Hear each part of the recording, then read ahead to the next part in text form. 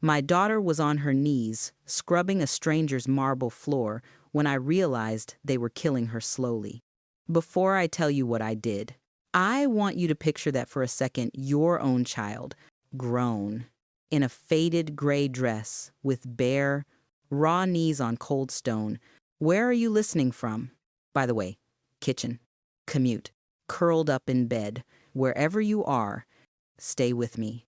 And if you've ever ignored a gut feeling about someone you love, you might want to hear this all the way through. I'm Margaret, 62, retired English teacher, technically from Ohio if you go far enough back. But I've lived in Yorkshire long enough to complain about the trains and the price of tea bags like everyone else. Emily was my only child, bright, blunt, one of those girls who'd backpack around Europe with a rucksack and a hostel list while I sat at home chewing my nails and pretending not to check my phone every 10 minutes. So when she married Henri Dubois, charming, French, old family, I tried to be happy. Paris weddings, vineyard photos, the aesthetic. If you've ever watched your child step into a world that doesn't feel built for them, you'll know the kind of smile.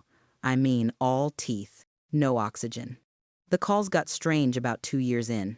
3-minute windows, always at odd times. The video angle was wrong. High up, slightly to the side, like she couldn't move the phone.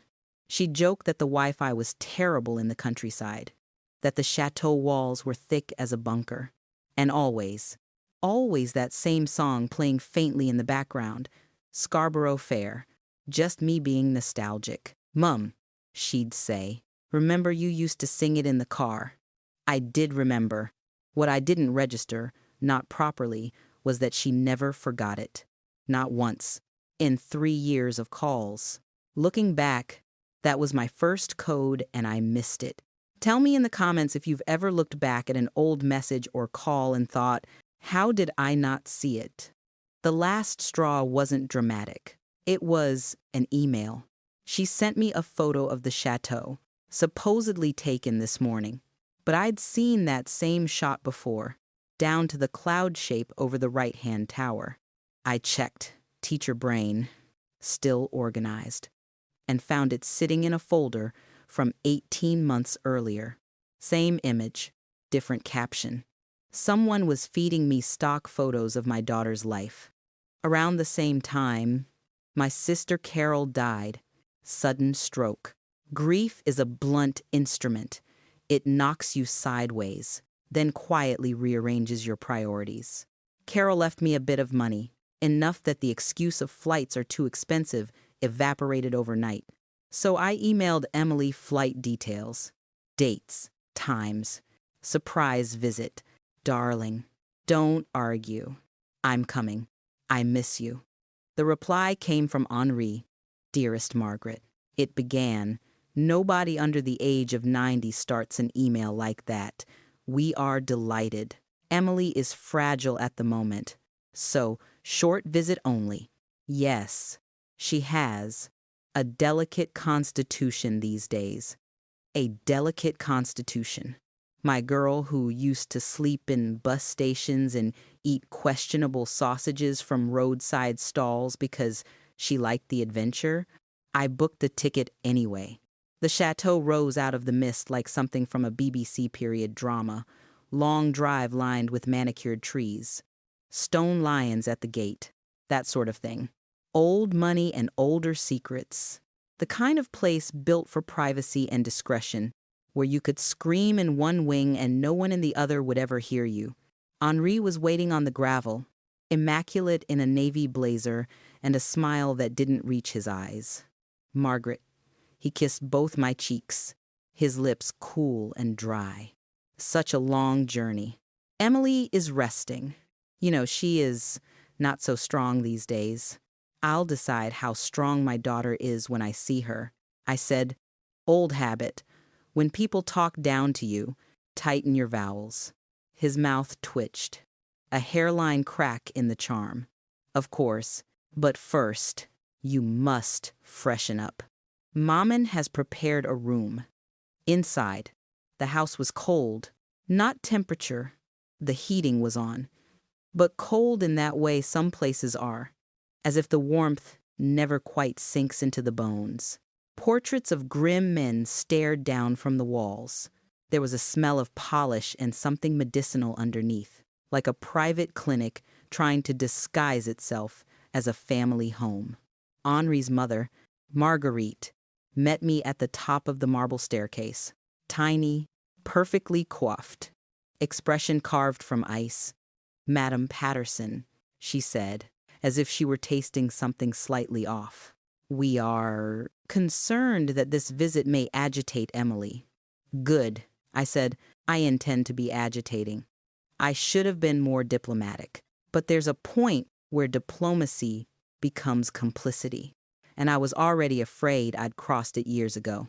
They showed me a guest room, tasteful, beige, anonymous, then left me to rest.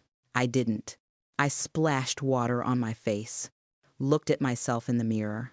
Teacher eyes tired, watchful, still sharp. I pulled out my phone, scrolled back through Emily's emails. Those duplicated photos. Scarborough Fair played in my head, and I realized my hands were shaking. I opened the door to go and accidentally bump into my daughter, and that's when I saw her. Halfway down the corridor, in a polished marble alcove, a woman was on her knees, faded gray dress, no shoes. Her knees were mottled red against the white stone. She was scrubbing at a faint mark on the floor that I couldn't even see. There was a bucket beside her. Water gone cloudy. Her hair, my Emily's hair, hung in a limp, greasy rope down her back. "Emily," my voice came out thin.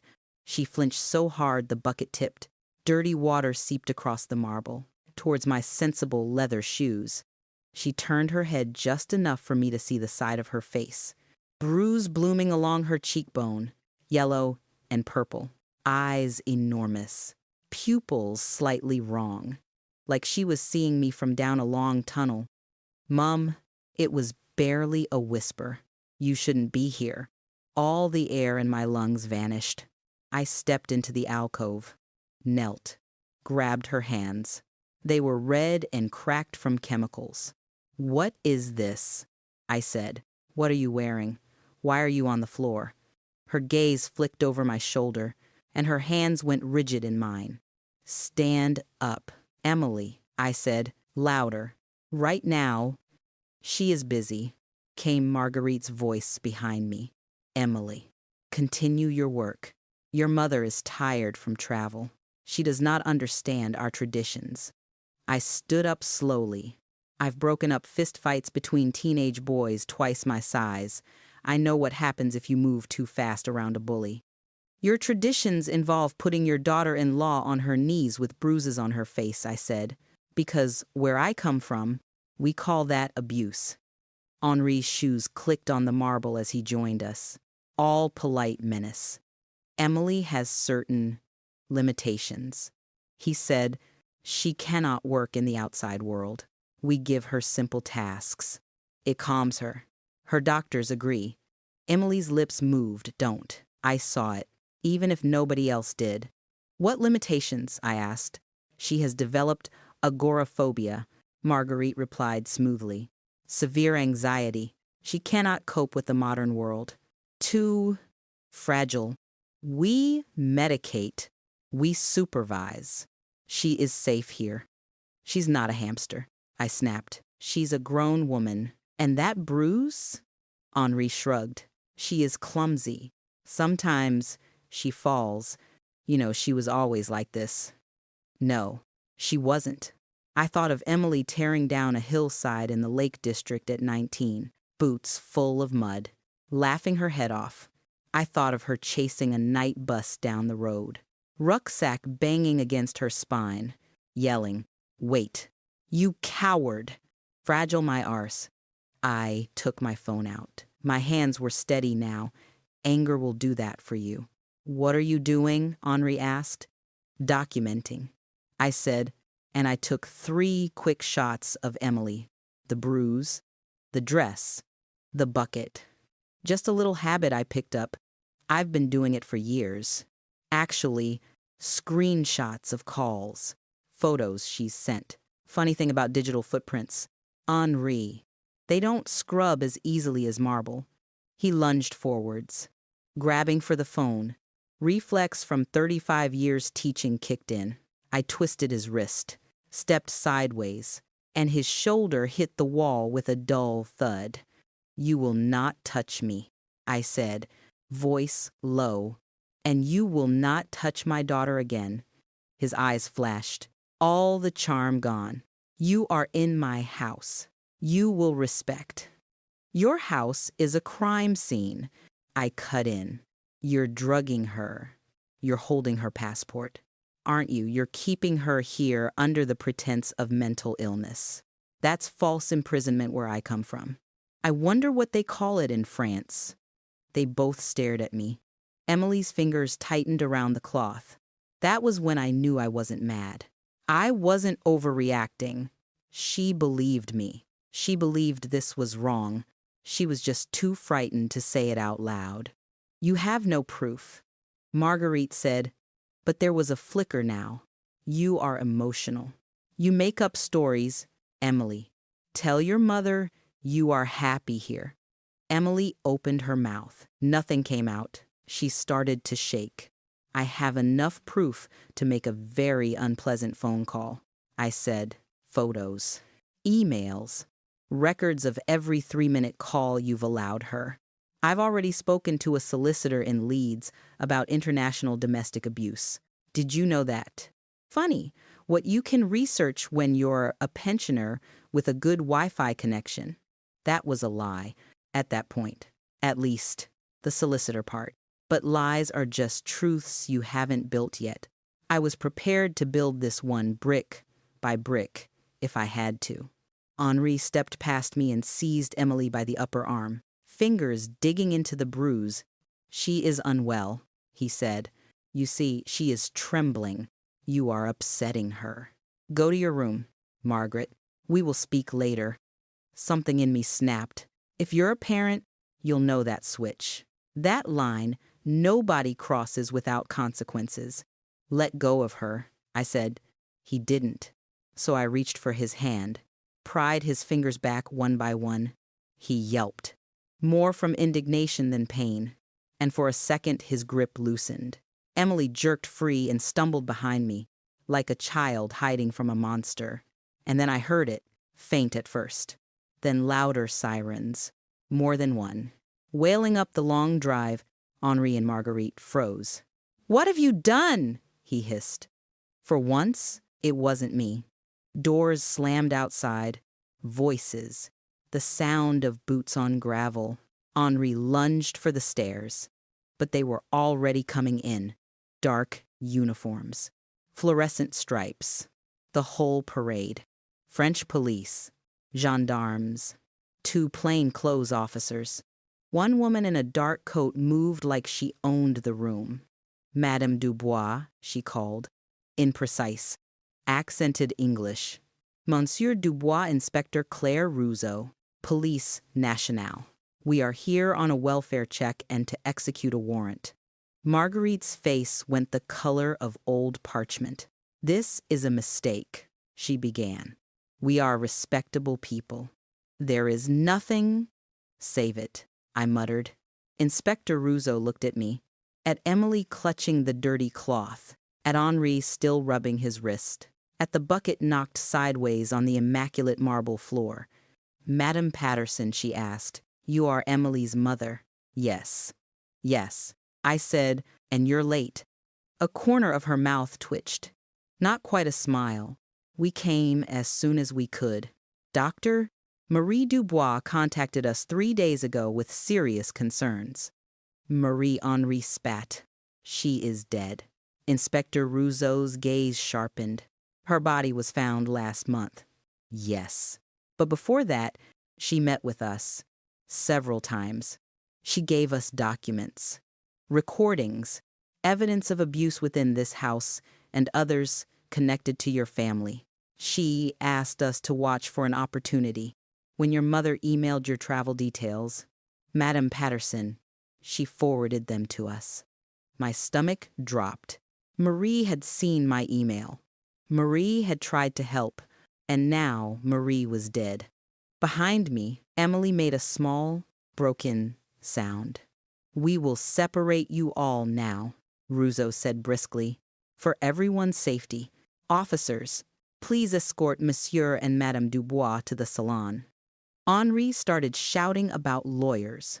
Marguerite switched to rapid-fire French, voice rising in pitch. They were led away, protesting, like children who'd finally been told the game was over. I turned to Emily. "You're coming with me," I whispered.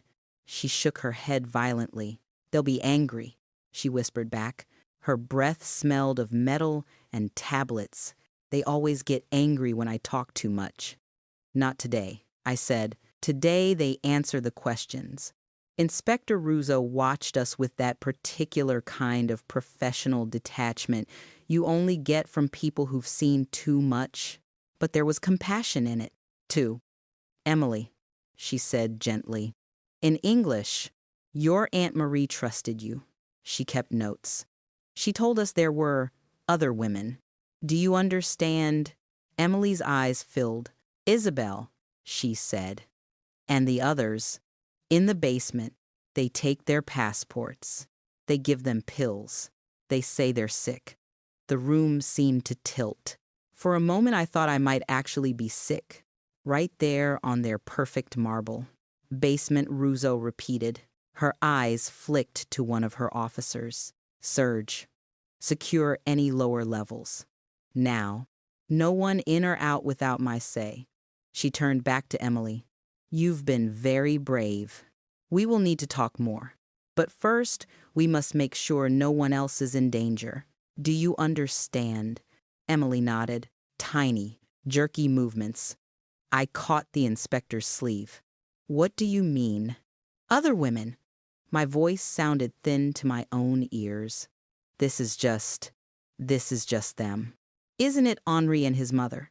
A horrible little family circus." Russo looked at me steadily.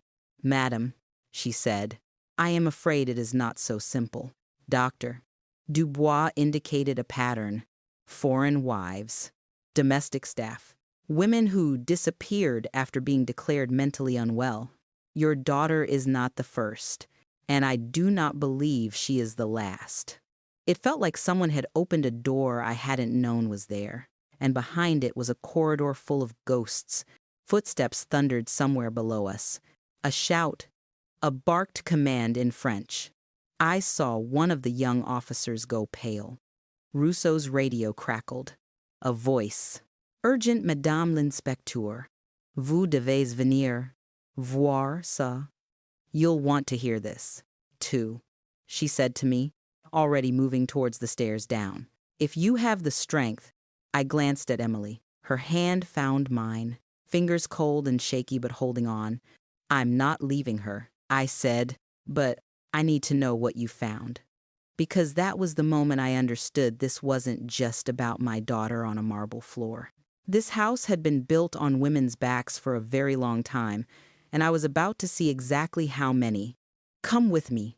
What we found under that chateau changed everything I thought I knew about evil. The smell hit me before the light did. Damp stone, bleach, and something sour underneath. The sort of smell that clings to places people are meant to forget. If you've ever walked into a cellar and felt your skin try to climb back up the stairs, you'll know what I mean. And if you were with me at the end of the last bit, you already know this. I followed that smell anyway, because my daughter's hand was in mine and there were other women's ghosts in the walls. Inspector Russo led the way down the narrow staircase, one hand on the rail, the other on her radio, behind us. I could still hear Henri shouting upstairs, his voice going thin with panic as they separated him from his mother. That sound did something strange to me, soothed me, almost the first faint taste of revenge. Before I'd even planned anything properly. "We clear the lower levels, room by room." Russo said to her officers in French, "No one alone. Doors all documented on camera before opening. She glanced back at me. Madam Patterson, you do not have to come further. This may be difficult. I've already seen my daughter on her knees on your marble. I said, how much worse can it get? Emily squeezed my fingers. Mum, you don't have to. I do, I told her. For you, and for whoever else they've buried down here. Let me ask you something. If you knew there might be other victims in your family story, not just your own child, would you go down those stairs? Or would you turn away and let someone in uniform handle it? You don't have to answer out loud. Just sit with whatever your first instinct was. The basement corridor was long and low, lit by harsh strip lights, whitewashed walls, concrete floor, doors every few meters. Someone had tried to make it look respectable, like storage for wine or archives. It felt more like a tunnel in a bunker. The first two doors opened onto ordinary clutter boxes, old furniture, stacks of paintings with their faces turned to the wall. The third door was different. Heavy metal, modern lock, key code panel.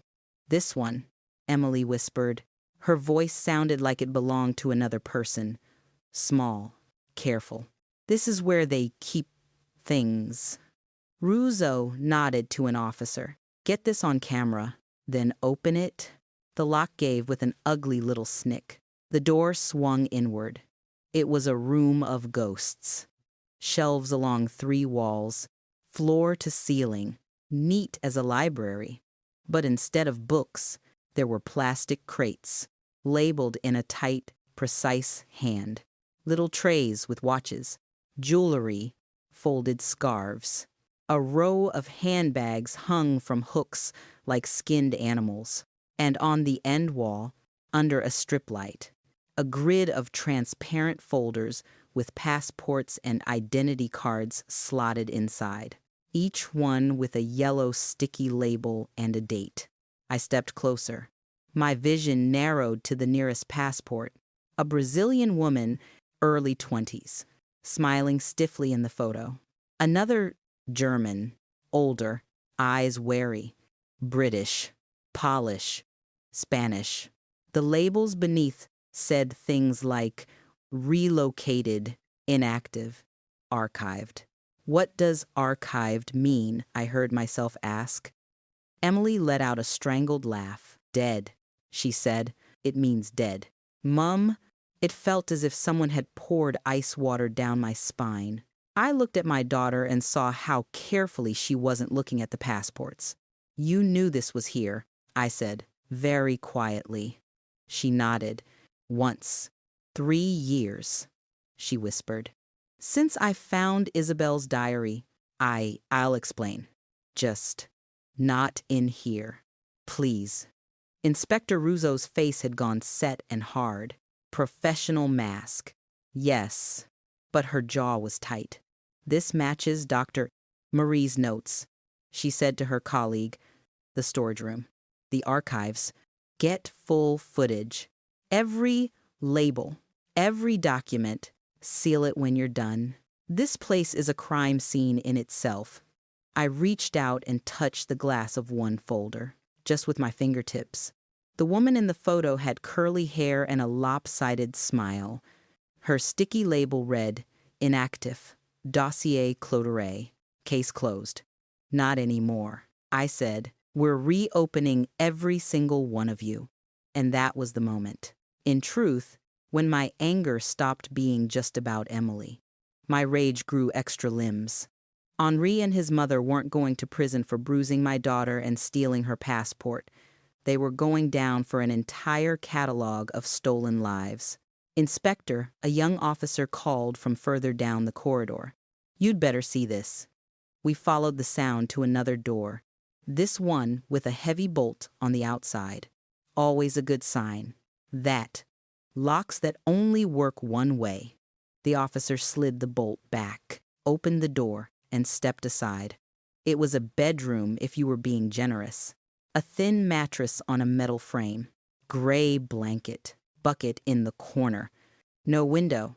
A plastic chair. Chained to the wall. On the bed.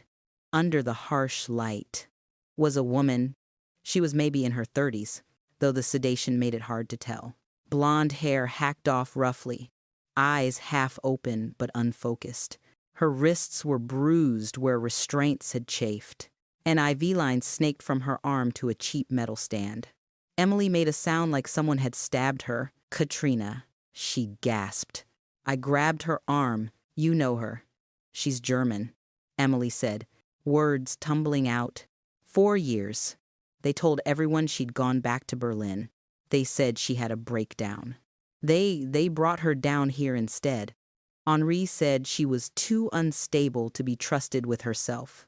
One of the officers was already checking the woman's pulse, talking rapidly into his radio for medical support. She's alive, he said. Pulse weak. Breathing shallow. Looks like she's swimming in sedatives. Inspector Russo's mouth thinned. Get the medics down here. Now, secure any medication you find. We'll need it for tox screens. She turned to Emily. You did well to bring us here. She might live because of you. Emily stared at Katrina as paramedics maneuvered in with a stretcher. There was a look on her face I recognized from some of my old pupils after a bad car crash. That mix of relief and unbearable guilt at being the one still standing. I should have done more, she whispered. I should have shouted. Or run. Or... No, I said firmly. You survived. And you remembered. That's how we're all here. Don't you dare take their crimes and call them your failures. If you've ever been through something and blamed yourself for not screaming louder, not leaving sooner, hear me when I say this survival is not a moral failing. The blame sits with the people who made screaming dangerous. They took Katrina away, up into air and light. The basement suddenly felt even darker without her. By the time we surfaced, the house had turned into an ant nest someone had kicked over. Officers everywhere, cameras flashing, evidence bags, murmured instructions. Henri and Marguerite were nowhere in sight. I later learned they were each in separate rooms, starting the long, slow process of hanging themselves with their own words. They took us to the station as the sky was beginning to pale. Emily sat in the back of the police car between me and a female officer. Wrapped in a blanket she didn't seem to feel. The siren wasn't on, but the weight of it pressed against the car anyway. At the station, anonymous concrete. Fluorescent lighting, that faint institutional smell of cheap coffee and old paper. They put us in a small interview room. Not a cell, but not cozy either. Gray table. 4 chairs. Camera in the corner. Inspector Russo came in with a folder and 2 mugs of tea that had clearly been made by someone who thought English meant boil the bag. I drank it anyway. Adrenaline will make you grateful for hot water in any form. Before we start formally, she said, I want you to know something. We believed Dr. Marie. We'd been building a case for months, but we were missing the inside perspective. We didn't have Emily. Emily looked up, eyes dull. Marie's dead, she said. That's what Henri told me. He said she crashed her car. He said it was a blessing because she was unwell. Russo opened the folder. Inside were photos, a wrecked car, a woman's face on an ID badge. Marie Dubois, younger than I'd imagined, with tired eyes and a determined set to her mouth. Her death is under review, the inspector said quietly. But before that, she came to us 3 times. She gave us names, dates, copies of medical files, internal emails. Enough to suspect a pattern, but not enough to unlock every door. You, Emily, have the other keys. Do you feel able to talk? Emily's fingers plucked at the paper cup. If I don't, she said, they'll do it again. Won't they? Yes, Russo said, and I respected her a little more for not lying. But with your help, we can stop many of them, perhaps most, and we can protect you. Emily took a deep breath. When she spoke, her voice had changed. Still fragile. but with a thread of steel running through it. 3 years ago, she began, I was cleaning the old library. I wasn't supposed to. But never mind. A book fell behind the shelves. There was a gap. I found a box. Inside was a diary. She told us about Isabel. A woman before her, Canadian, bright, funny, too independent. The diary entries started romantic, then confused, then terrified. Mentions of doctors, of episodes that felt like drugging, of being told her family had given up on her. The last entry ended mid-sentence. I realized it wasn't just me. Emily said, I wasn't mad. I wasn't ungrateful, or ill, or difficult. I was the next girl on a list. She described finding the basement room, the passports, the belongings, how she'd started listening when Henri and his mother talked about placements and family obligations and relocations, how other foreign wives and maids passed through the house like ghosts there, then gone, always with a story attached. Breakdown, visa trouble, homesickness, convenient fictions to plaster over disappearances. So I started writing things down. She said, names, dates, phrases. I hid notebooks. I took photos with my phone when I could. I recorded them on voice notes when they thought I was playing music. That's why the song was always on when we spoke. Mum, Scarborough Fair. I used it to cover the sound of the recording starting. My throat tightened. You used our song as camouflage, I said softly. I needed you to know something was wrong, she said. But they listened to my calls. I couldn't say the words, so I used the music instead. Inspector Russo was scribbling notes. You kept these records where?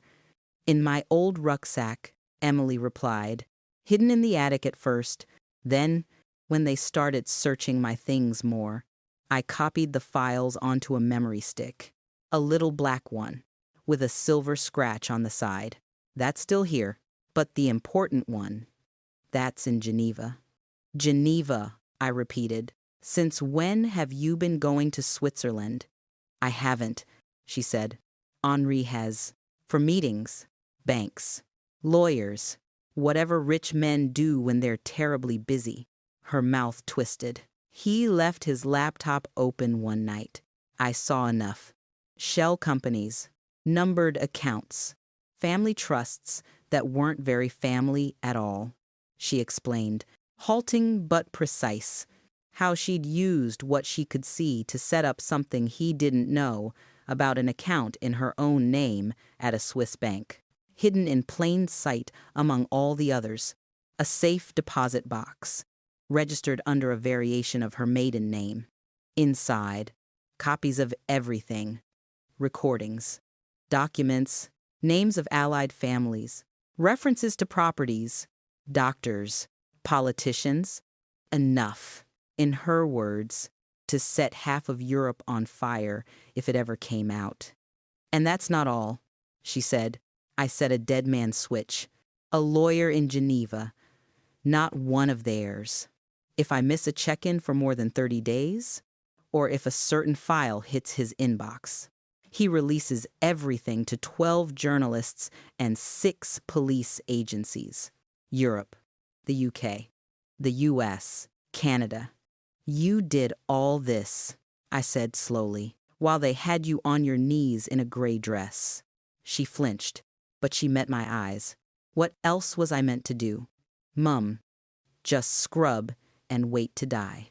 If you're listening to this and you've ever thought of yourself as weak because you stayed, because you smiled and complied while you quietly survived, I want you to hear Emily in that moment. There is nothing weak about weaponizing whatever tiny sliver of freedom you've got. Inspector Russo closed her folder. We will need the details of the bank and the lawyer, she said. We must move quickly. If the Dubois or their associates suspect this exists, they will try to reach it first. As if on cue, my phone, sealed in an evidence bag, but still switched on, buzzed on the table. Russo raised an eyebrow. May I? She asked. I nodded. She slit the bag, slid the phone out with a pen, and turned the screen so we could all see. Unknown number. One message, in English. Silence is safety. Sing that little song again and we'll make sure she never finishes it. My stomach lurched. Emily went gray. They're watching, I whispered. How do they know already? Because this is not just one family, Russo said grimly. They have friends. In banks, in clinics, perhaps even in institutions like mine. We are moving against powerful people. That message is a warning and a confession. She stood, suddenly all business. I will have this number traced. In the meantime, we cannot leave that box in Geneva as it is. If they reach it, they will destroy the evidence and perhaps use it to identify witnesses. Emily straightened in her chair. The sedation was wearing off her features now, leaving only exhaustion and anger. Then we get there first. She said, I know the details. The codes. I set it up so no one can close it without me. They built this thing on my back. They don't get to shut it down without seeing my face. I looked at her and felt that odd double vision you sometimes get with your own children, the baby in the hospital blanket, the woman in front of you, overlapping. Part of me wanted to bundle her onto the next flight back to Heathrow, lock her in my semi-detached in Leeds with a police guard and feed her shepherd's pie until she forgot what a chateau was. The other part, the part that had walked into that basement and touched the glass over those stolen names, knew better. Knew that if we turned away now, every woman in those files would stay buried. You're not going to Geneva on your own. I said, if you're walking into their bank, I'm walking beside you. Inspector Russo studied us for a long moment, weighing risk against necessity. Very well, she said at last. We do this properly. With Swiss police, with warrants, with protection. But make no mistake, Madam Patterson, once we move on that box, the people behind this will know the game has changed. They will not go quietly. I smiled, though my hands were shaking under the table. Good, I said. No one ever learned anything from quiet monsters. I turned back to you, whoever you are, wherever you're listening, because that was the night I stopped being just a mother with a bruised daughter and became something else entirely. That was the moment I agreed to step into their world of marble and money and drag their secrets into the light, even if it meant standing in the same room as the people who designed the whole machine. You might want to take a breath before we get on that helicopter, because the higher you climb with men like that, the harder they fall when you cut the strings.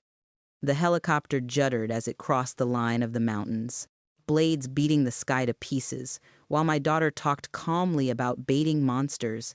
If you've ever sat strapped into a seat, knees touching someone you love, knowing you're flying straight towards the people who tried to break them, you'll understand why my hands wouldn't stop shaking, even when my voice sounded steady.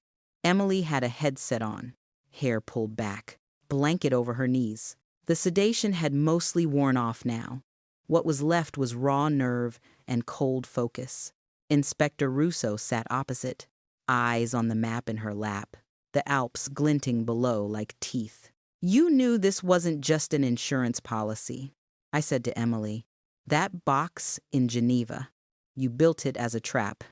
She gave a tiny shrug. Evidence alone doesn't stop people like them, she said. They make things disappear.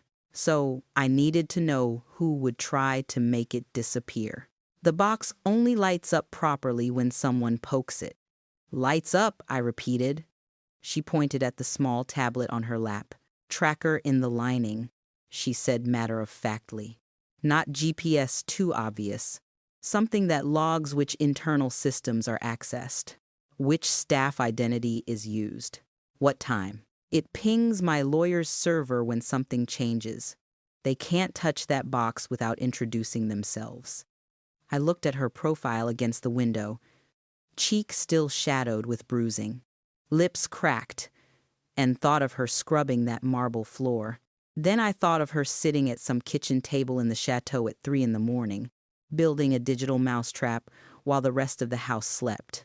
Tell me honestly, I said, turning slightly so she could see my face. Would you have told me any of this if I hadn't turned up at that house? She met my gaze. Eventually, she said, if I got out, if I didn't, at least you'd have known I tried. If you have a child who keeps their pain quiet, you'll know how that sentence feels. Like someone's taken your ribs apart, counted your failures, and put them back in the wrong order. Russo leaned forward. Your lawyer in Geneva has confirmed movement on the box, she said, raising her voice over the rotor noise. There was an attempt to access it yesterday. Staff identity used Dr. Marie Dubois. Emily's knuckles went white on the blanket. She's dead, she whispered. They told me she was dead. She is, the inspector said, which means someone else has her credentials. Likely someone high enough in the network to think they can walk into a Swiss private bank using a dead woman's name. My stomach turned. So whoever's waiting for us down there already believes they've beaten us to it. I said, that's comforting. Russo gave a small, humorless smile. They have not seen what you brought, Madam Patterson, or what we have done in the last 12 hours. She was right about that. Before we'd left France, while paramedics worked on Katrina and officers cataloged the basement, I'd spent 3 hours in a side office with Russo and a very tired financial analyst. Going through my laptop, I'd never thought my late-night obsession with companies' house filings and land registries would amount to anything. But laid out on the table, color-coded spreadsheets of shell companies, property portfolios in Spain and Eastern Europe, doctors' names cross-referenced with mysteriously dead foreign spouses. It was suddenly obvious even to me. I hadn't just been worrying. I'd been building a map. You've been running your own parallel investigation, Russo had said slowly, tracing one of the red lines with her pen. For how long? On and off, I'd replied. 3 years. Since the calls went strange. I thought I was just keeping busy. She'd looked up at me then with something like respect. This is the kind of thing we usually get from forensic accountants, not retired teachers. She said, do you realize what you've done? Apparently, I've turned into someone who keeps color-coded lists of international criminals instead of marking essays. I'd said, we all have our hobbies. They'd used my map, plus Emily's recordings and Marie's notes, to get urgent cooperation from other forces. While we flew towards Geneva, teams in 3 countries were already on the move, raiding farmhouses, clinic annexes, wellness retreats, kicking in doors very much like the one I'd watched open onto Katrina's cell. Now, as the helicopter began its descent, Russo tapped the map. Swiss police have cordoned off the bank, she said. They've evacuated upper floors as a gas leak precaution. Tactical teams in place below. Cameras in the vault corridor are active. Whoever accessed that box yesterday is likely still monitoring, if not physically present. Why not just storm it, I asked, if you know they're down there? Because they may already have contingencies, she said. Kill switches. Remote instructions. We need them to talk, to brag. People like this cannot resist explaining themselves when they think they have the upper hand. She was right. Bullies love a monologue. We landed on a restricted pad at the edge of Geneva. Neat. Cool. Impossibly clean after the chaos of the chateau. The bank itself looked exactly as you'd expect if you've ever Googled Swiss private bank, thick stone, polished brass, big enough to swallow a church, discreet to the point of being smug. Inside, there was that particular hush you only get in places where money is considered holy. Floors you could see your face in, art on the walls that made me feel underdressed. The manager appeared, sweating gently despite the air conditioning. His tie was slightly crooked. I noticed these things more now. We are cooperating fully. he told the Swiss officer in charge, in careful English. But you must understand, our clients expect. What your clients expect is no longer the priority. The officer cut in. We were led down to the lower levels, lift. Security doors. More key cards than a spy film. In the monitoring room, a bank of screens showed the vault corridor. At the far end, near a heavy round door, a woman sat on a metal stool, ankles crossed, hands folded neatly in her lap. She was older than me by perhaps 10 years. Silver hair in a precise bob. Dark suit that cost more than my car. Simple pearl earrings. She could have been chairing a charity gala rather than loitering in a high-security vault. Catherine Beaumont, Emily whispered, eyes pinned to the screen. Her face had gone very still. She ran placements. She used to visit the house. Henri called her the fixer. You're sure? I asked. I scrubbed her boots. Emily said, I'm sure. The Swiss officer swore softly. She has been down there for an hour, he said, refuses to leave. Claims authority as Dr. Dubois. We have not yet confronted her with the fraud. She's waiting for someone. I said, she thinks that someone is us. Or more specifically, Emily. Rousseau nodded slowly. If we send a team, she may panic. If she believes she still has leverage, she will talk. Madame Patterson. She turned to me, and I knew what she was about to ask before she said it. No. Emily said immediately, absolutely not. She's not going down there on her own. She will not be without protection, the Swiss officer said. We will be watching. Audio, video, teams ready at the door. But I agree. One civilian is better than 3 armed officers if we want her to talk freely. I look like the least threatening thing in this building. I said, middle-aged, cardigan, handbag. She'll underestimate me. They always do. I looked at you then, in my head, as if you were sitting just behind that bank of screens. What would you have done? Honestly, let the police handle the mastermind who turned your daughter into a servant, or walk into that vault yourself for a chance to look her in the eye. Emily grabbed my sleeve. Mum, you don't understand what she is. She hissed. Henri was small time compared to her. She thinks in decades. You're playing Scrabble. She's playing whatever's bigger than chess. Go, I said gently. If she thinks I'm just a mother who stumbled into this, she'll talk, and we need her to talk. Rousseau placed a tiny earpiece in my hand. This will let us hear everything, she said. If at any point you feel unsafe, say the phrase, it's too cold in here. We will come in immediately. Well, I murmured, slotting it into my ear. Consider this my least sensible parents' evening ever. They buzzed open the inner door and let me into the vault corridor. The air was cool and dry, humming faintly with whatever machinery kept the temperature constant. The round vault door loomed at the end like something out of a heist film. Catherine Beaumont looked up as my footsteps approached, one eyebrow lifting a fraction. Mrs. Patterson, she said, as if greeting an acquaintance at a garden party. Her accent was English. Home counties with a European polish. How very good of you to come in person. I stopped a couple of meters away. You seem to have me at a disadvantage. I said, I don't believe we've been introduced. Oh, but we have. Indirectly, she replied. Henri speaks of you often, or did, before he encountered difficulties.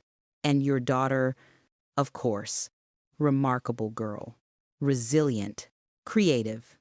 My hands wanted to shake. I made them fold calmly around the strap of my bag instead. You've been using a dead woman's name to access my daughter's box.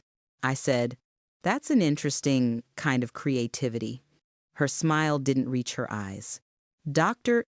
Dubois was a sentimentalist. She said she forgot her place. Sentimentalists rarely live long in our world, but her credentials are still useful. It would have been untidy to waste them. She stood, smoothing her skirt, and gestured towards the vault door.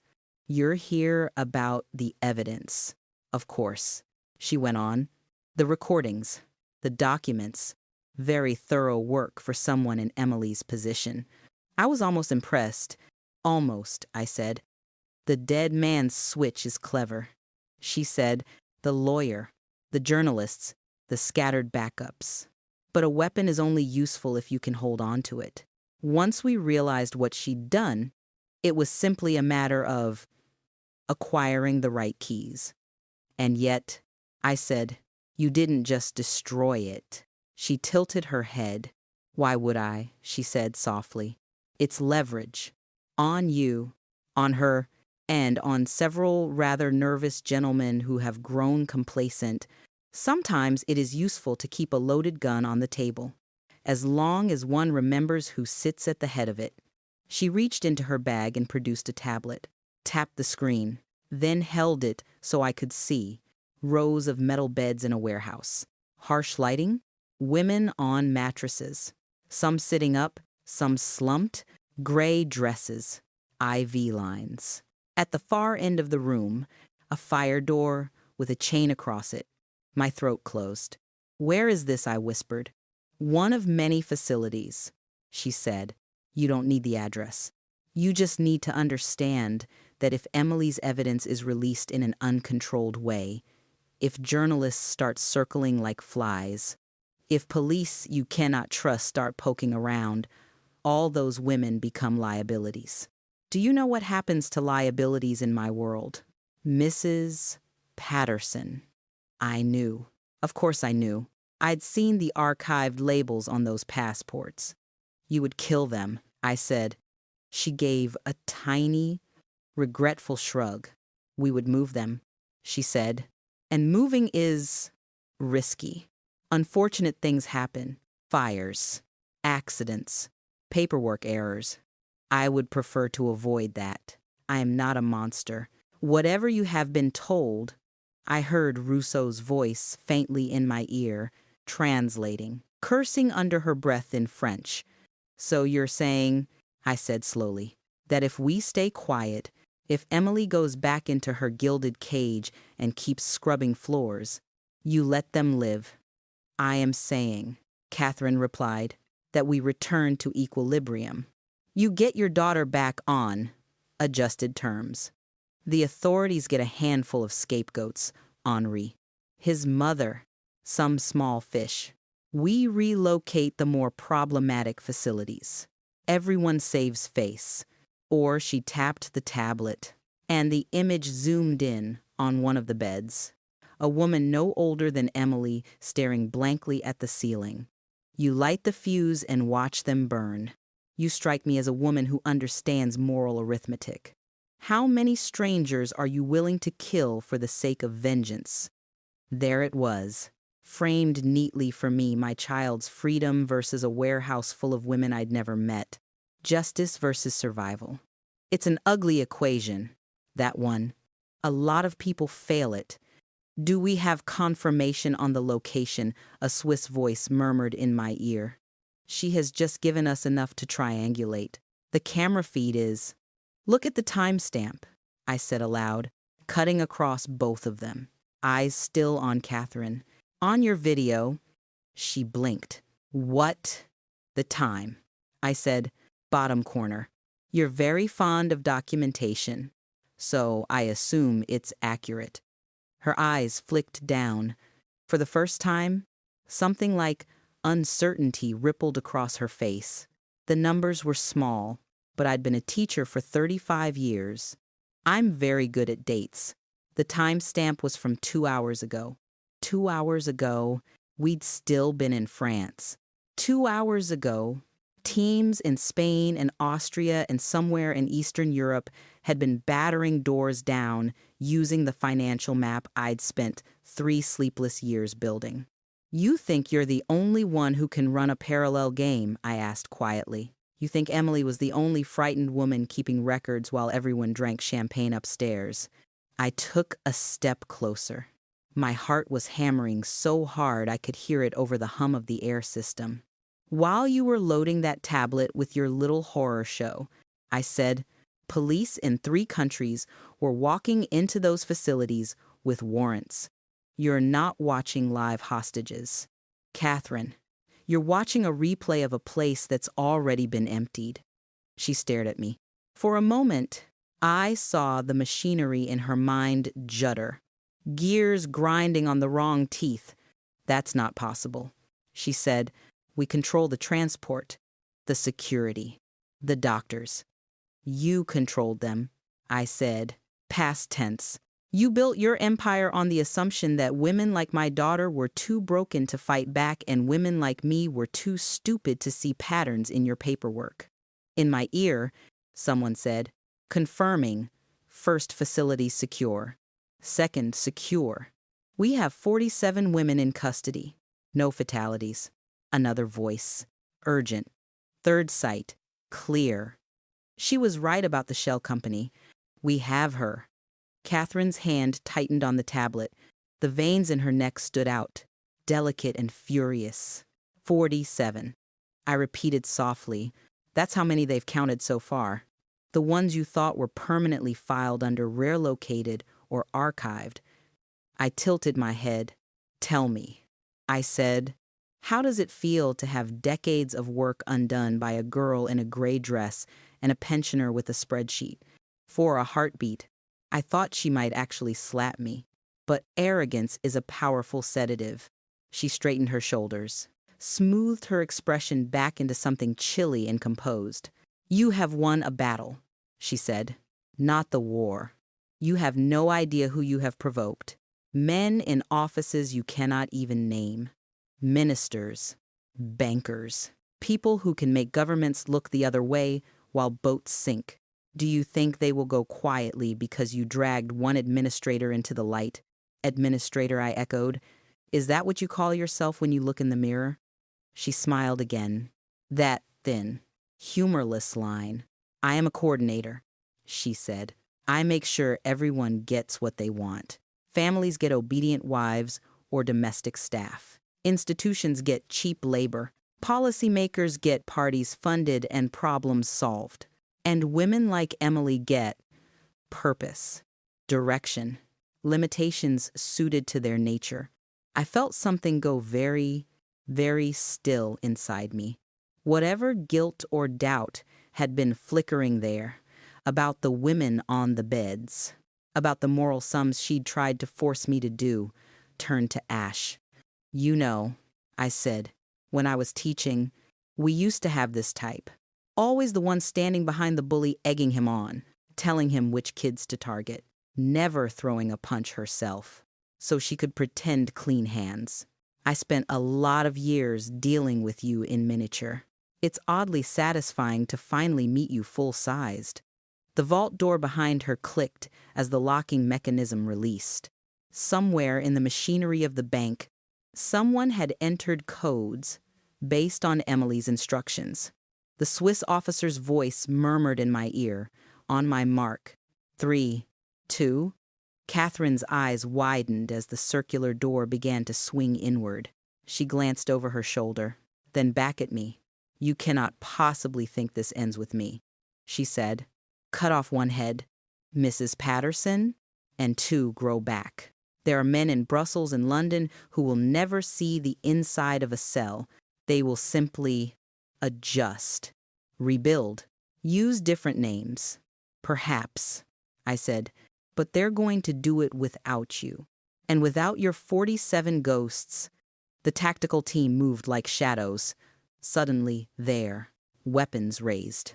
Voices barking instructions in French and German. Catherine spluttered warnings about sovereign clients and diplomatic relationships as they took her arms and snapped metal round her wrists.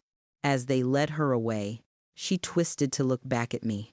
You've made yourself very interesting to some very dangerous people, she said quietly. For your daughter's sake, I hope you enjoy being interesting while it lasts. Then she was gone.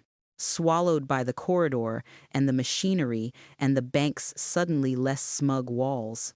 I stood there alone for a moment, in the cold air of the vault, surrounded by neat boxes and numbered slots. Behind one of those steel doors was Emily's trap and our shield. Mrs. Patterson Russo's voice came gently in my ear. "Are you all right?" "No," I said honestly, "but I think I will be." I turned back towards the cameras, towards the lift that would take me up to my daughter, and to the news that 47 women were blinking in unfamiliar daylight somewhere, trying to remember how to be real again. I thought, stupidly, that we'd cut the head off the dragon. I didn't know yet that somewhere in Vienna, a man in an expensive suit was reading Catherine's arrest report and deciding I needed to be dealt with personally. Stay with me. The higher they sit, the better the view when they finally fall. By the time I was running along the back corridor of the Vienna State Opera, my tights were laddered. My borrowed heels were killing me. And there was a man with a gun on the other side of the wall with my daughter. If you've ever had that instinct, that cold, absolute certainty that you will break a door down with your bare hands if you have to, then you'll understand why I didn't wait for the signal from the Austrian police. I'd already watched one set of men build an empire on Emily's body. I wasn't giving this one a clean shot. But I'm getting ahead of myself. 3 months after Geneva, my life looked deceptively tidy. Lion instead of Leeds. Interpol ID badge instead of staff lanyard. I had an office in a modern building with glass walls and bad coffee. My name on a door. Consultant, financial analysis. Human trafficking desk. I still laughed when I saw it. Me. The woman who used to shout at year 11 for copying Wikipedia, now helping track shell companies across Europe. Operation Scarborough, their name, lifted from Emily's song, had turned into a multi-country investigation. We sat in meetings with people from Europol, the National Crime Agency, Swiss and Spanish police. I moved colored pins across digital maps, tracing the arteries of money that had kept women in gray dresses on concrete floors. And Emily. Emily was safe. That was the word they liked. Secure location. Protected witness. A joint arrangement between the French and the Americans. Somewhere quiet, with regular check-ins and therapists who used soft voices. On paper, it sounded ideal. In practice, she was climbing the walls. She hates it. I told Inspector Russo over lunch one day, picking at a salad I didn't want. She says it's just another cage. Only this time, the guards are smiling. She is central to our case, Claire said. If anything happens to her, the defense will rip the prosecutions apart. You know this. I also know my daughter. I said, she's not built to sit in a safe house knitting while other people fight the war she started. I don't know if you've ever watched someone you love go from victim to fighter and then be told to sit quietly while the professionals take over. It's like watching a racehorse locked in a shed. Part of you is relieved they're out of danger.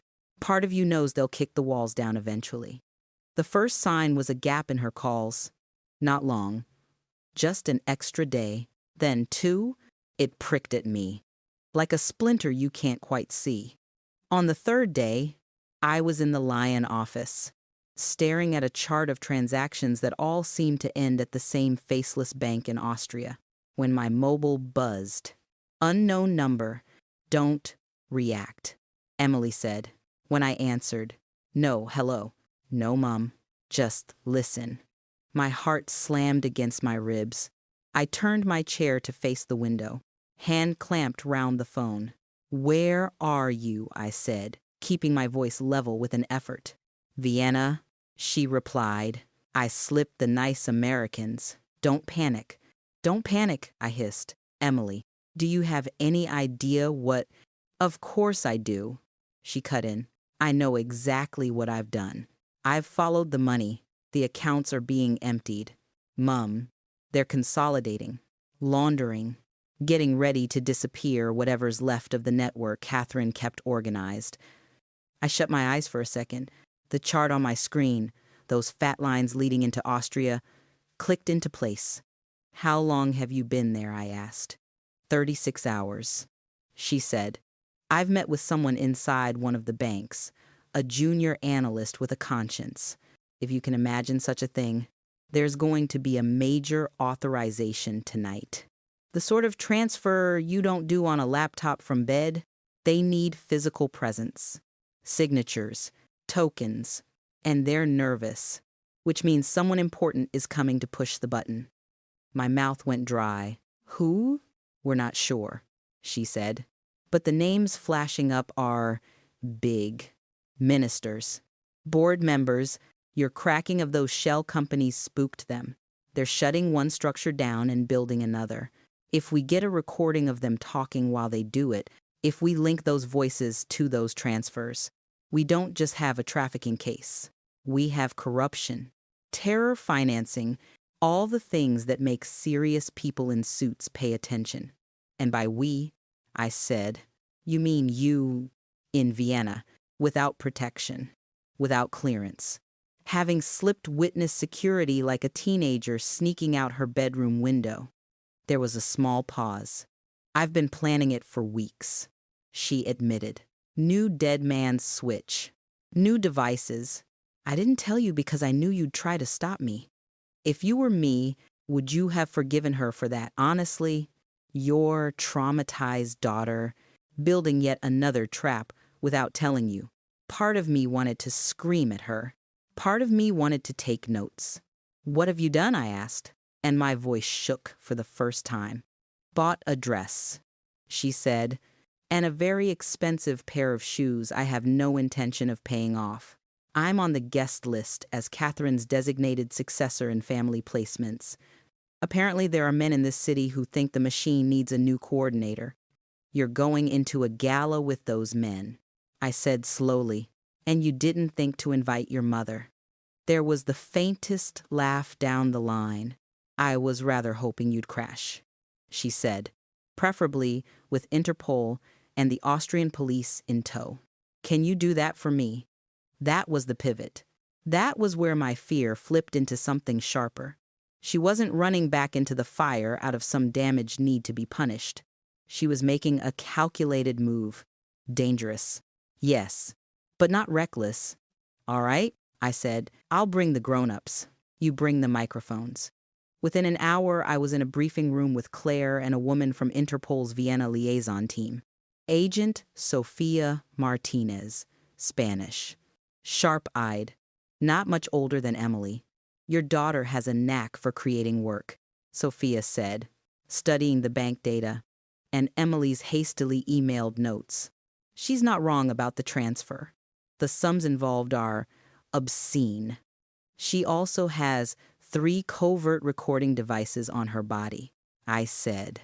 "One in a necklace, one in her shoe, one sewn into the lining of her bag. The audio routes to a secure server with a mirrored feed available to law enforcement. If she says the phrase parsley, sage, rosemary, and thyme in order, it triggers an automatic data dump to 12 agencies. She's very fond of that song." Claire gave me a look. "You helped with this," she said. I proofread. I admitted and insisted on the data dump. Within 4 hours, we were in the air again. This time on an Austrian police helicopter. Night stretched below us. The city a scatter of lights. I could hear Emily's voice in my earpiece. The live wire from her necklace, filtered through an ops van somewhere near the opera house. Yes. Sadly, Catherine proved less resilient than expected. She was saying, in a tone I recognized as her talking to difficult parents' voice. But transitions are opportunities, don't you think? To streamline, to consolidate. A man laughed, smooth, cultured, the sort of laugh that expects people to agree with it. Consolidation is precisely why we are here. "My dear," he said, "too many loose ends, too many sentimental projects, dead doctors, arrested families, Someone has been careless. That, Sophia murmured beside me, will be one of the bankers. We've identified at least 3 on the guest list who match accounts on your spreadsheet. And the someone who's been careless, I asked. Us, Claire said softly. Good. When we landed, the square outside the opera was full of evening finery. Black cars, glittering dresses, men in tuxedos smoking outside. A string quartet played near the steps, sound drifting on the winter air. We were ushered into a side entrance, uniforms blending with backstage staff, up a narrow staircase, through a service corridor, into a cramped technical room that looked down on the gilded horseshoe of the auditorium. Screens showed feeds from tiny cameras.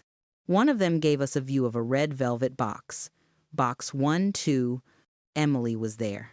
Hair swept up, dark dress. Those ridiculous shoes. She looked like she belonged. And I hated it. 3 men were with her. 2 I recognized from briefing photos. Senior figures from a major European bank. The third, made my skin crawl even before they said his name. Jean-Claude Marot, Sophia said quietly. Member of the European Parliament. We suspected he was an architect. We did not know he would be here. Marot was silver-haired, tanned, the kind of handsome that relied on money rather than genetics. His smile never touched his eyes. He lounged in his seat with the heavy ease of someone who believes gravity works differently for him. Of course. Catherine's behavior has forced us to accelerate certain timelines. He was saying, arrests are inconvenient, but they also create opportunities, public will, political cover, that sort of thing. They're talking freely, Claire murmured. Your daughter is good. She's better than good, I said. She's furious. For half an hour they talked. Names. Countries. Transfers. Emily coaxed, flattered, played at being nervous about managing expectations. The men reassured, boasted, sketched out how they'd use new development funds and security initiatives to rebuild the network under a different name. Every word was being recorded, time-stamped, linked in real time to the data Sophia's team were pulling from the banking systems. It was the sort of evidence most investigators dream of and never get. And then Marot said, almost casually, tell me, my dear, how is your husband still enjoying prison cuisine? Is he... Emily froze for half a second, too short for an untrained eye to see. Long enough for mine. He's adjusting, she said lightly. Limited options can be clarifying. Marot tilted his head, studying her. I must confess, he said, I was surprised when Catherine put your name forward. I had the impression you were broken, institutionalized, limited. I am adaptable, Emily replied. Are you? He murmured. He leaned closer. On the screen, I saw his fingers brush her wrist where it rested on the arm of the chair. Because from where I sit, you look rather like a woman who has stood in a witness box and described things she was not supposed to remember. My stomach dropped. He knows, I breathed. He suspects, Sophia countered. There's a difference. Marot smiled. Slow and cold. You have done a very good impression, Emily, he said. But there are details one learns about a person one has invested in. Little scars, old injuries, the way they move when they think no one is watching. He reached out, lifted a strand of hair away from her neck. On our screen, I saw the faint outline of the necklace, the tiny bulge at the clasp, and the way they attract attention from certain agencies, he added softly. Emily's eyes flicked once, just once, towards the corner of the box, towards the tiny grill where the service corridor vent opened, towards me. We'd had a sign language when she was small.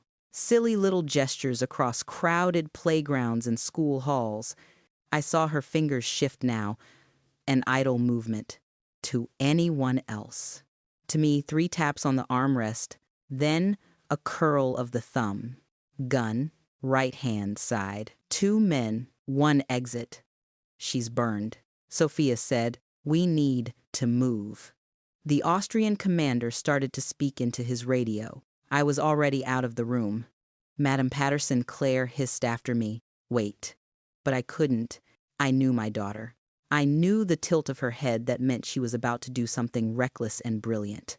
And I knew I wasn't letting her do it alone.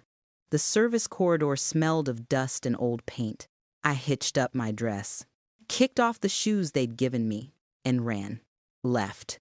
Right. Stairs down. Another right. The map we'd studied earlier played in my mind like a floor plan from a fire drill. Ahead, a dull roar of music, the muffled swell of opera.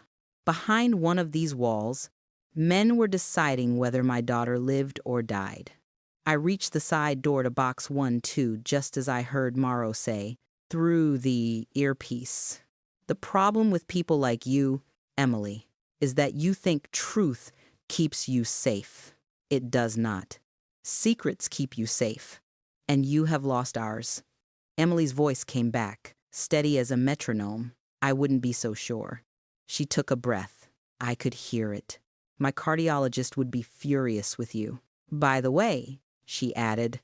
Morrow laughed. "You don't have a cardiologist." "Oh, I do," she said. "Pacemaker. Nasty little thing. Keeps my heart from doing anything dramatic. Also, conveniently, broadcasts a live signal to 12 countries. Kill me and it dumps everything, every account, every name, every recording, straight to people who don't need diplomatic invitations to ruin your life." It was a magnificent bluff. I knew it. She knew it. Morrow didn't. Not yet. "Liar," he said, but there was a thread of doubt in it. "Try me," she replied. That was my moment. I slammed my shoulder into the side door. Hard enough to make my teeth rattle. It burst inward. Someone had forgotten to check the lock, and I was in the box. Time slowed, the way it does in car crashes and bad dreams. Morrow was half standing, hand going inside his jacket. One of the bankers was pale and sweating, the other reaching clumsily for his phone. Emily was on the edge of her seat, body angled away from the gun hand, eyes wide. I did what I'd done years ago in a Leeds corridor when 2 15-year-olds had decided to settle a grudge with a broken bottle.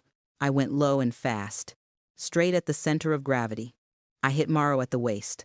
Driving him back, he was heavier than he looked. We crashed into the back of the box, his arms slamming against the wall. The gun skittered across the carpet, under a chair. He swore in French. "I need him."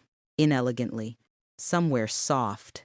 He folded with a sound I will treasure until the day I die.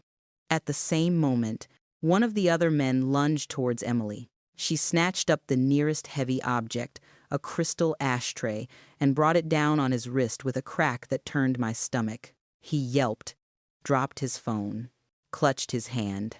The third man froze, hands half raised, eyes on the gun under the chair. We all looked at it for a fraction of a second.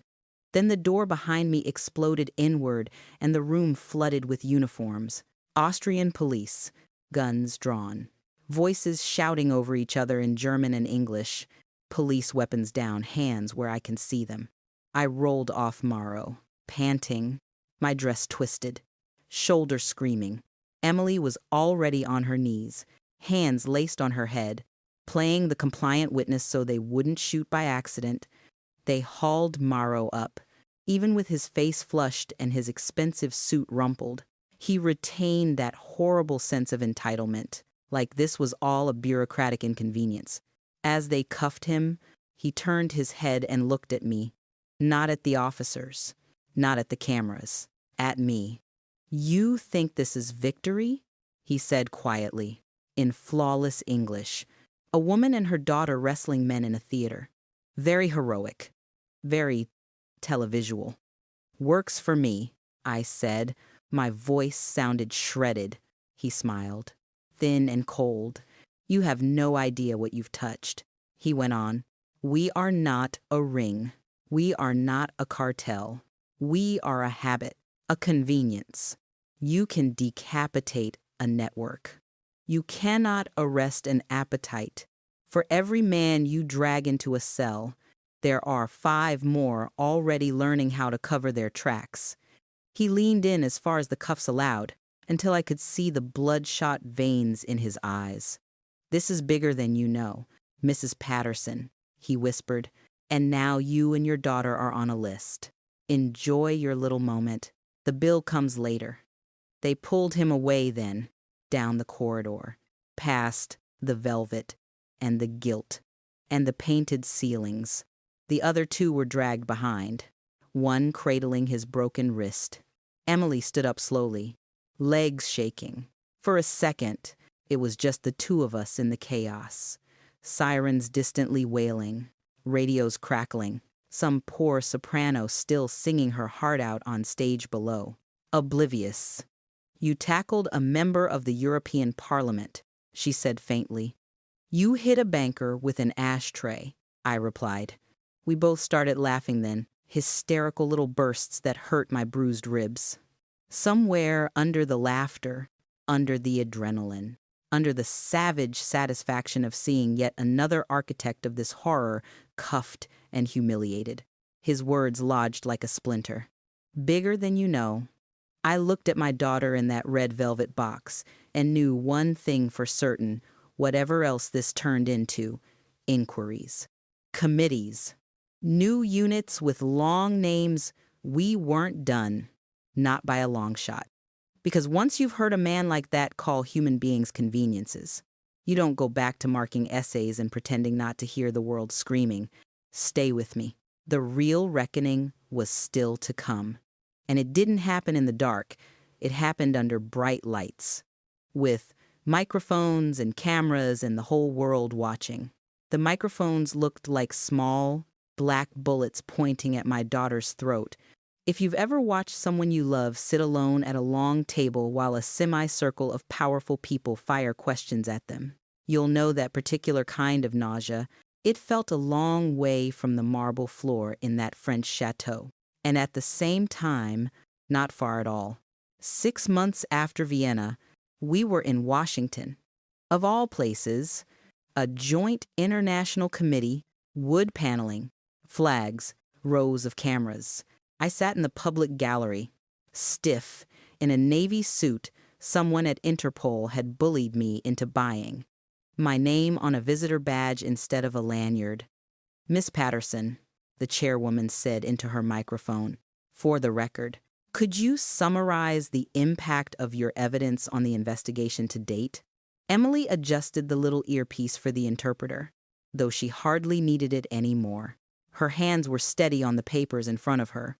Her voice, when it came, was calm and clear, the way it used to be when she read out bits of GCSE coursework to me for a second opinion. Since the initial raid on the Dubois estate, she said, law enforcement agencies in Europe, North America and South America have conducted coordinated operations based on the recordings, documents, and financial trails we provided. She didn't say I. She said we. I felt that like a hand around my heart. To date, she went on, 847 women have been identified and removed from situations linked to this network across 14 countries. 156 individuals have been arrested, including doctors, bankers, members of aristocratic families, and elected officials. Approximately 3 billion euros in assets have been frozen or seized and are in the process of being redirected to victim support and reparations. There it was. In numbers, the thing we'd felt in our bones long before anyone believed us. Victims given names again. Money dragged out of offshore shadows. Men who thought they were too important for consequences, suddenly learning to queue. I glanced sideways. 2 rows down, an American woman I'd never met dabbed her eyes with a tissue. Behind her, a man in a cheap suit was filming on his phone, lips pressed tight. I wondered who they were there for. A sister, a wife, a daughter who'd gone to work as a companion for a wealthy family and never come home. Do you know someone like that? Someone whose story slid out of your life and never quite made sense? Don't answer me. Just let yourself notice who comes to mind. It's rarely nobody. One of the committee members, gray hair, impeccable tie, leant forward. "Miss Patterson," he said. Some commentators have suggested that this was an unfortunate but isolated criminal enterprise, that you and your colleagues have overstated the systemic nature of the problem. What would you say to that? Emily smiled. It wasn't pleasant. I would say they're very lucky, she replied, to have never scrubbed someone else's floor until their knees bled, wondering how many women did it before them. A little murmur ran round the room. Cameras clicked. She let the silence sit for a moment. This wasn't a one-off, she said. It was a business model, a culture, a habit. As one of its architects kindly told my mother, she glanced up towards the gallery then, eyes finding mine like she'd rehearsed it. And habits don't die just because you arrest a few people. They change shape. They move to quieter corners. That's why we're here, not just to put numbers on a board, but to change the way you all look at certain patterns, certain excuses, certain stories. There was more. Questions about process, about trauma, about how she'd survived. She answered them all with that strange mix of composure and fury she'd developed, like a calm sea hiding a rip current. At one point, someone asked if she felt safe now. She looked down at her hands, at the faint white line where a ring had once been, and said, "Safer than I was. Never as safe as I'd like other women to be." Afterwards, in the green room, it was a blur of people. Officials, advocates, victim support workers, journalists who wanted quotes for tomorrow's headlines. A woman from a South African NGO pressed a business card into my hand, both of hers wrapped around mine. "We've had cases like this," she said. "Different names, same pattern. If you ever have space to advise, call us." A Brazilian police officer hugged Emily so hard she squeaked. "We got 3 of them because of you," she said into Emily's hair. 3 men who thought they could disappear girls from the favelas. They are not going anywhere now. Out in the corridor, away from the cameras and the handshakes. We finally had a moment alone. Emily slumped against a vending machine, kicked off her heels, and swore at them affectionately. "Well," she said, "that was horrible." "You were brilliant," I said. "I was shaking so much I thought the microphones were going to rattle," she replied. I tipped my head. Maybe they needed to hear the tremor. We had offers, of course. Bureaus, task forces, special advisory panels, men and women with serious faces and careful phrases. "We could use you permanently." One senior European official said, "Field operations, undercover work, training. Whatever you like, we need your brain." Another told me, "The way you see financial patterns, we don't get that often, even from career analysts." On the flight back to Europe, Emily stared out of the window at the dark ocean and said, "We could stop. You know that." "We could," I said. "We've done our bit," she went on. "We've testified. We've handed everything over. We could go back to, I don't know, I could rent a flat somewhere rainy, get a boring job, develop an obsession with indoor plants. You could go back to shouting at year 11. I pictured it a terraced house in Leeds or a flat in Brighton. Emily pottering around with spider plants. Me moaning about Ofsted inspections again. It was tempting. Like an old cardigan, still fits if you really tug. But overlaid on that was another image. Henri in a prison workshop, stripped of his cufflinks, gluing cheap furniture together for pennies. Marguerite in a drab uniform, mopping a corridor that never quite came clean. Being called by her first name by guards half her age. Maro in a concrete yard, walking in circles under a gray sky. No velvet in sight. Catherine in a glass box in court, the first of many days listening to women she'd called assets, speak their names into the record. Revenge is not supposed to be a healthy motivator, but sometimes it's very, very clarifying. Do you want that? I asked quietly. The plants, the boring job. She was silent for a long time. I want choice, she said at last. And I want other women to have it too. If we walk away now, it won't be because we're scared. It will be because the work is genuinely in better hands. Is it? No, I said, not yet. We ended up in Geneva. Interpol again, different floor. A small plaque on the wall outside the unit office. Transnational Exploitation and Trafficking Coordination, Europe and Neighboring Regions. Terrible name. Important work. Inside. It was more ordinary than you'd think. Desks. Whiteboards.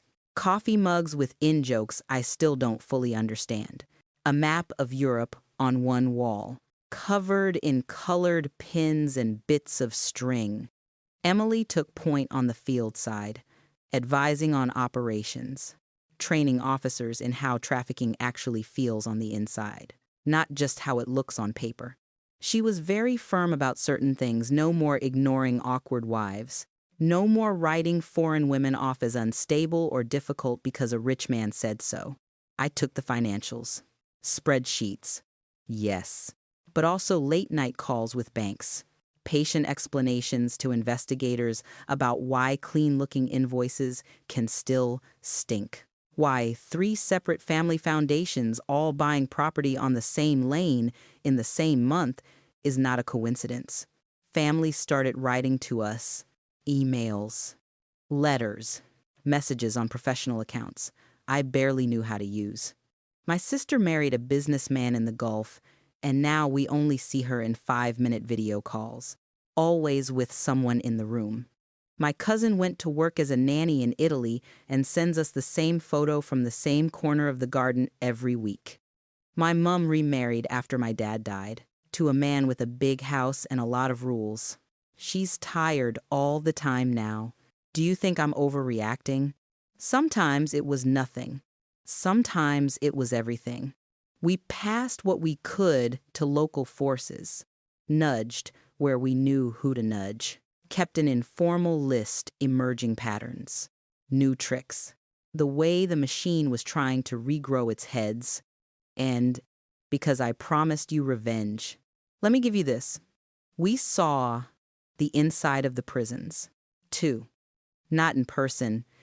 That would have been a step too far, even for me, but in reports, in little bits of footage that somehow made their way to us.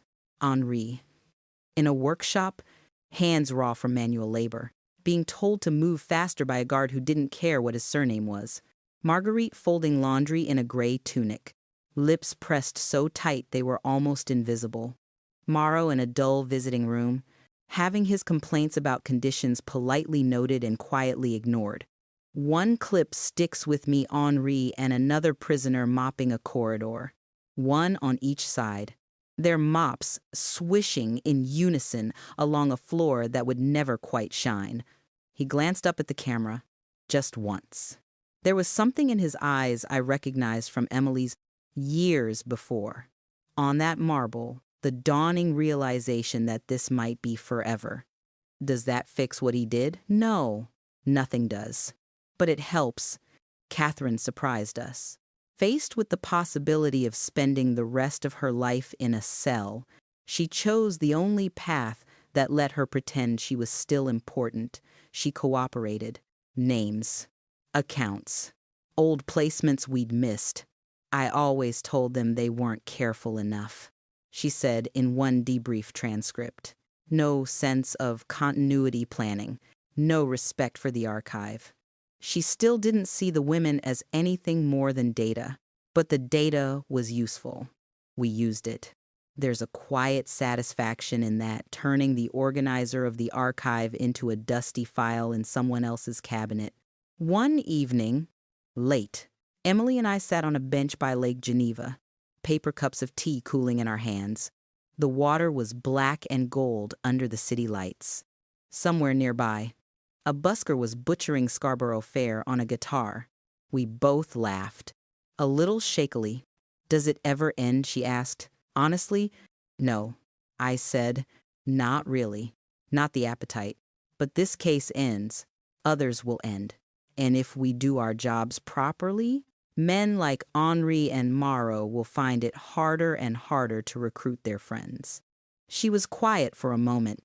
"Do you ever regret it?" she said, "not walking away when we could?" I thought about boredom, about safety, about watching the news and wondering if that was our fault, for not pushing harder when we had the chance. "No," I said. "I regret not getting on a plane to France sooner. I regret every time I told myself I was overreacting. I don't regret this." I looked straight at you then. In my mind, whoever you are with this playing in your ears, if you take one thing from all this, from the marble floors and the vaults and the opera boxes, let it be this.